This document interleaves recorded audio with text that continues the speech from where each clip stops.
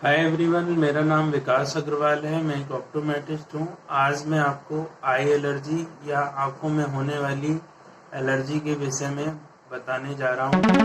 तो इस वीडियो को बड़े ध्यान से देखिएगा। ये कभी ना कभी आपकी आँखों में आई एलर्जी के समय काम आ सकता है और इसको आप अगर आपको पसंद आए तो इसको सब्सक्राइब कर लें, इस वीडियो को लाइक कर लें और अगर आपको और आपकी फैमिली को किसी को शेयर करना चाहें तो इसको शेयर कर सकते हैं। तो बने रहिए, पूरा वीडियो देखिएगा। आई एलर्जी आँखों में इंटेंस ईचिंग या ज़्यादा खुजली की शिकायत होती है।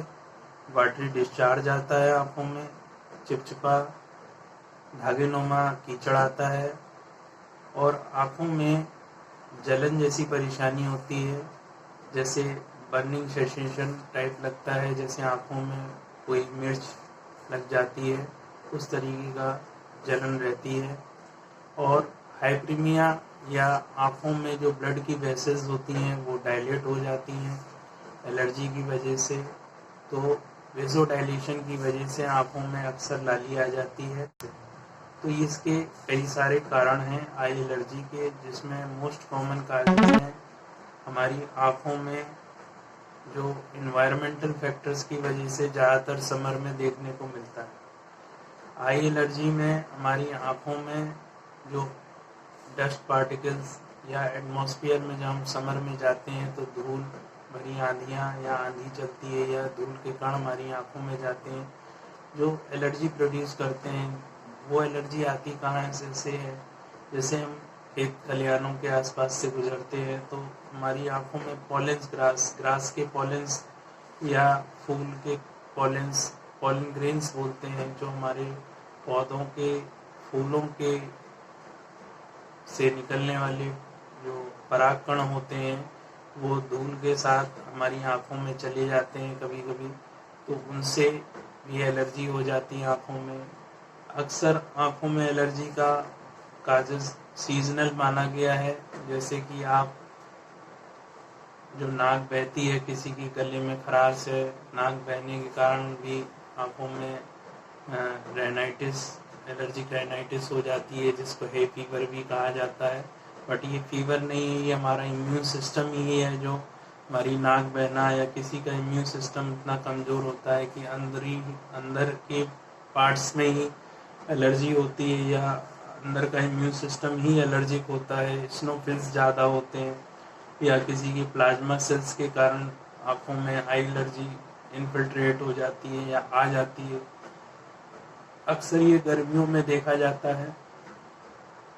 तो इस कंडीशन में आपको करना क्या है वो आप आज इस वीडियो में चर्चा करेंगे। उसके पहले जो एलर्जी के विषय में आज मैं बताने जा रहा हूँ उसमें आपके जो बच्चे हैं उसमें एक वर्नल केराटोकंजक्टिवाइटिस होती है, जिसको हम लोग स्प्रिंग कटार भी बोलते हैं, जो अक्सर बॉयज़ में देखने को मिलता है। ये 4 से 20 साल के बच्चों में अक्सर देखने को मिलता है। तो क्या होता है कि आँख में जो इसकी पैथोलॉजी है उसमें प्लाज्मा सेल्स या मास सेल्स इन्फिल्ट्रेट होते हैं और हमारी आँख में एलर्जी प्रोड्यूस होती है, स्नोफिल्स भी प्रोड्यूस हो जाते हैं। तो उस कारण से हमारी आँख में इंटेंस ईचिंग, खुजली होती है और बच्चों को काफ़ी परेशानी फेस करनी पड़ती है। बच्चे दिन में काफ़ी कस के रगड़ते हैं आँखों को और अक्सर बच्चों की आँखें लाल बनी रहती हैं और हमारी जो काली वाली पुतली है उसके चारों ओर टंटास डॉट्स, मतलब डॉट्स लाइक स्ट्रक्चर बन जाता है काली पुतली के चारों, जिसको हम लोग लिम्बस बोलते हैं। तो पेरेंट्स घबरा जाते हैं कि आखिर है क्या। तो आपको बताना चाहूँगा कि ये आई एलर्जी जनरल समर के सीजन में होती है। अक्सर भी डिस्चार्ज आता है, बार बार बच्चे रगड़ते हैं। तो प्रोटेक्शन के लिए आपको बच्चों को घर से बाहर नहीं निकलने देना है, धूप में, धूल मिट्टी में नहीं खेलने देना है। और बच्चे जब भी घर से बाहर जाएं ब्लैक गॉगल लगा के जाएं, काला चश्मा पहने और हो सके तो घर में जब रहें बच्चे तो बर्फ़ की पट्टियाँ या कोल्ड फॉर्मेंटेशन के लिए आइस पैक्स का यूज करें। आँख बंद करके बर्फ़ को आग के ऊपर रखें फिर हटाएं, या कपड़े में रख के आप रख सकते हैं। 5-5, 6-6 मिनट, 7-7 मिनट करके बर्फ़ की सिकाई करिए सुबह, दोपहर, शाम। और इसमें और एक प्रिकॉशन ये है कि आप अपने बच्चों को ये कहें कि आँख को बार बार रगड़ना नहीं है। अगर आपकी पुतली के चारों ओर इस तरह के स्पॉट्स आपको दिखाई दे रहे हैं तो आपको इरिटेट या रगड़ना नहीं है। और टार्सल प्लेट, कभी कभी पलक फोल्ड करके आप देखते हैं घर में, तो आपकी पलकों पे छोटे छोटे दाने या पेपली टाइप के बन जाते हैं। वो एलर्जी इन्फिल्ट्रेट होकर सेलर इन्फिल्ट्रेशन होता है, उसमें भी आँखों में बहुत ज़्यादा खुजली होती है। तो आँखों की खुजली के लिए आपको जब अपने आप डॉक्टर के पास जाते हैं तो वो मास्ट सेल स्टेबलाइजर होता है, जिसको हम लोग ओलोपेटाडीन बोलते हैं, जिस जनरली BID यूज़ किया जाता है। सोडियम क्रोमोग्लाइकेट नमक ड्रॉप्स होते हैं जो भी 2 से 3 बार यूज़ किए जाते हैं। ये अपने डॉक्टर के पास जब आप जाएंगे वो आपको रिकमेंड करेगा। उससे पहले आपको कोई दवाइयाँ अपने मन से लेके नहीं डालनी है।